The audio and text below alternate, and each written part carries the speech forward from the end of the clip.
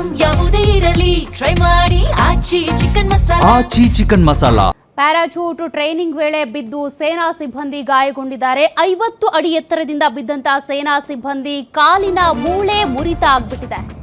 ಬಳ್ಳಾರಿ ಹೊರವಲಯದ ಪಿಡಿಹಳ್ಳಿ ಭಾಗದಲ್ಲಿ ನಡೆದಿರುವಂತಹ ದುರ್ಘಟನೆ ಇದು.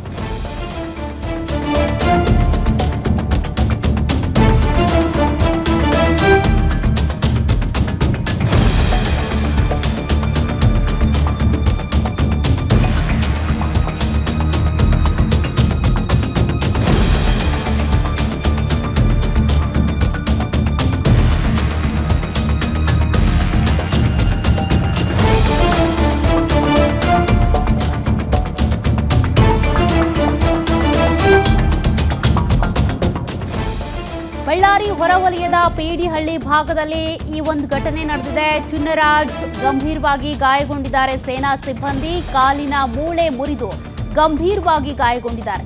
ಶುಕ್ರವಾರ ಬೆಳಗ್ಗೆ 417 ಸೈನಿಕರಿಂದ ತರಬೇತಿ ನಡೀತಾ ಇತ್ತು. ಪ್ರಾಥಮಿಕ ಚಿಕಿತ್ಸೆಗಾಗಿ ಬಳ್ಳಾರಿ ಆಸ್ಪತ್ರೆಗೆ ದಾಖಲು ಮಾಡಲಾಗಿದೆ. ಇನ್ನು ಹೆಚ್ಚಿನ ಚಿಕಿತ್ಸೆಗೆ ಬೆಂಗಳೂರಿಗೆ ಕಳುಹಿಸುವಂತ ನಿರ್ಧಾರವನ್ನು ತೆಗೆದುಕೊಂಡಿದ್ದಾರಂತೆ. ಪಿಟಿಐ ಕಾಲೇಜು ಮೈದಾನಕ್ಕೆ ಸೇನಾ ಹೆಲಿಕಾಪ್ಟರ್ ಆಗಮನ ಆಗಿದೆ. ಹೆಲಿಕಾಪ್ಟರ್ ಮೂಲಕ ಬೆಂಗಳೂರಿಗೆ ಏರ್ ಲಿಫ್ಟ್ ಮಾಡಲಿದ್ದಾರೆ. ಇನ್ನು ಘಟನೆ ಕುರಿತು ಪೊಲೀಸ್ ಮೂಲಕ ಮಾಹಿತಿಯನ್ನು ಪಡೆಯಲಾಗಿದೆ. ತರಬೇತಿಯ ಬಳಿಕ ಸೈನಿಕರು ಸಾಮಾನ್ಯವಾಗಿ ಬಸ್ ಮೂಲಕ ಬೆಂಗಳೂರಿಗೆ ತೆರಳೋದು ವಾಡಿಕೆ. ಆದ್ರೀಗ ಪರಿಸ್ಥಿತಿ ಹೆಂಗಾಗಿದೆ ನೋಡಿ. ಟ್ರೈನಿಂಗ್ಗೆ ಹೋದಂಥ ಸಂದರ್ಭದಲ್ಲಿ ಈ ಒಂದು ಘಟನೆ ಸಂಭವಿಸಿದ್ದು. ಸದ್ಯ ಅವರನ್ನ ಗಾಯಾಳುಗಳನ್ನ ಬೆಂಗಳೂರಿಗೆ ಏರ್ ಲಿಫ್ಟ್ ಮಾಡಲಾಗುತ್ತೆ. ಪ್ಯಾರಾಚೂಟ್ ಟ್ರೈನಿಂಗ್ ಸಂದರ್ಭದಲ್ಲಿ ಸೇನಾ ಸಿಬ್ಬಂದಿ ಬಿದ್ದು ಗಾಯಗೊಂಡಿದ್ದಾರೆ.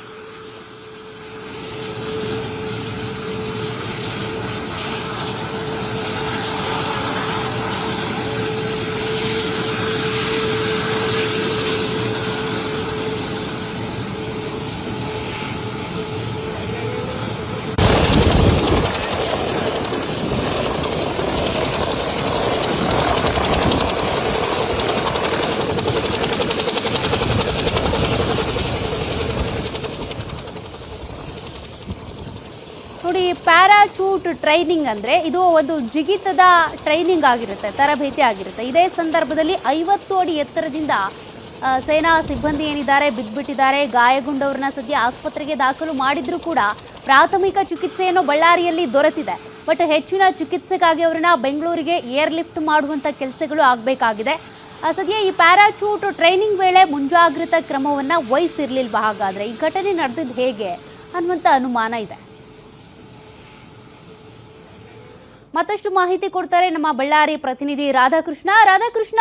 ಹೆಲಿಕಾಪ್ಟರ್ ಮೂಲಕ ಈಗ ಏರ್ ಲಿಫ್ಟ್ ಮಾಡೋದಕ್ಕೆ ಅಂತೇಳಿ ತಯಾರಿ ಮಾಡ್ಕೊಂಡಿದ್ದಾರೆ ನಿಜ, ಬಟ್ ಈ ಘಟನೆ ಆಗೋದಕ್ಕೆ ಕಾರಣ ಏನು? ಮುಂಜಾಗ್ರತೆ ಕ್ರಮವನ್ನ ತೆಗೆದುಕೊಂಡಿರ್ಲಿಲ್ವಾ ಹೆಂಗೆ ಅಂತ?